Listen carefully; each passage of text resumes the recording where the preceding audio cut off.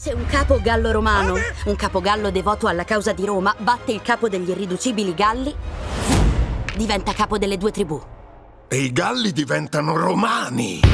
Gallo-romani. Ma sì, si può dire romani. I came on the project after Alain and Benoit wrote the screenplay. So the first thing I did was reading the screenplay, and I was just cracking up. I was like laughing all along, and I was like, "This is amazing," and I can't wait to bring those characters to life. And working with the animation studio in Toulouse, TAT.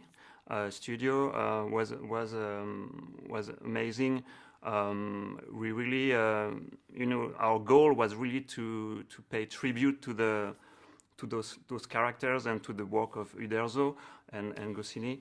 So we really worked with our artistic director Aurélien Prédal to really bring those characters to life, to really try to be really close to. True to the original work, from Uderzo, and then through animation, it was really about bringing them to life and making sure that the audience can, identify with those characters and live those emotions that they're going through. Ci sono tante mosche comunque. No, quelle non te le metto in conto. You have already directed the Asterix and Obelix movie 2 decades ago, but now it's animation. So I'd like to ask you how your experience changed. What changed for you? Improvisation is very different in animation. Very easy on live action. Oh, why don't we try this thing? Do this, and let's try this one. Which is absolutely not the case in animation, of course, because of the process is so long and so different. But apart from this, and I must say that TAT, the studio in Toulouse, and Fabrice and all the team, every time we had improvisations, or why don't we do this? It could be funnier for the scene, and it was not planned. Most of the time they said, okay, we have to find a solution. We'll find a solution. We'll figure something out. So yeah, the live action movie is really a collaborative work. There's a lot of people too, and but animation is, I don't know, it's even, I think it's even more of that. Everyone is so dedicated to his part. I mean, the fur team was really fun. I mean, they only do hair, clothes, furs, and they dedicate it to that, and it's crazy. It's like a production chain, where like each department has its own work, and we all have to work in the same with the same vision, that Alain is giving us. So that was, and working on 2.5 years to make the series. So that's the biggest challenge, I think. Today in CGI, I mean, we have tools that allow us to do almost everything we want, So it's more about making the right choices, like artistic choices, and we had a great support in having Aurélien Prédal, our artistic director, really to guide us from the beginning. He created those what we call color script, which is like little panels like showing the whole series in color, which was amazing. And then beautiful object as it's beautiful. Just to watch it's beautiful. Piece like of art. Painting, But then, we had some, artistically, we, for example, like the magic potion. We really wanted to create something new. We have seen it like several times in films, and it has been done, differently.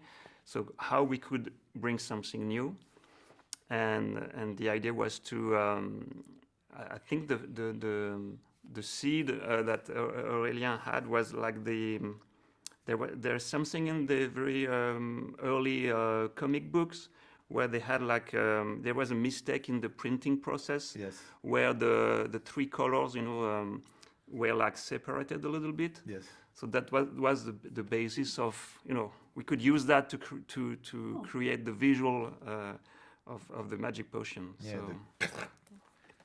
I wanted to ask you, Alain, how it was to find your voice as Asterix. You are the famous French voice for Shrek. You're a seasoned voice actor. But how it was to find the voice of this character that had already so many famous voices before yours? Yeah. And there were iconic voices. It was working with Gilles Lelouch, who is playing Obelix, and with him, with the duo, I think after a while, I find my Asterix voice, and it was fun to interact with Gilles. I mean, he helped me a lot. Working with him was really cool to create a duo, and this dynamics, an emotional dynamic between the two. Che idea di argilla! When you read an Asterix, when you're 7, when you're 20, when you're 40, you don't read exactly the same album. You read the same album, but sometimes you say, when I was a kid, I didn't realize that they were talking about this, or I didn't get that joke and everything. And the more you advance in life and culture and everything, you get some stuff. So we really wanted to keep this spirit, if we can,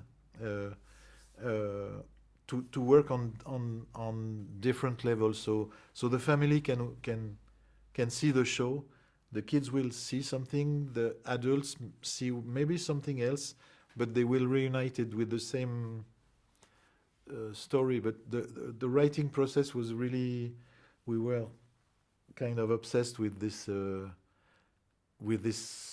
direction that are in the original albums. And the great thing with animation is that you can also add some physical comedy, that's not necessarily in the dialogue, but it's like another layer that especially the kids can enjoy, like physical comedy is always, it works. Yeah. It always works with kids. Yeah. So. And adults, I love it. Yeah. Adoro. Ah, ci picchia! Hanno davvero il senso dello spettacolo! Sono gli armoricani.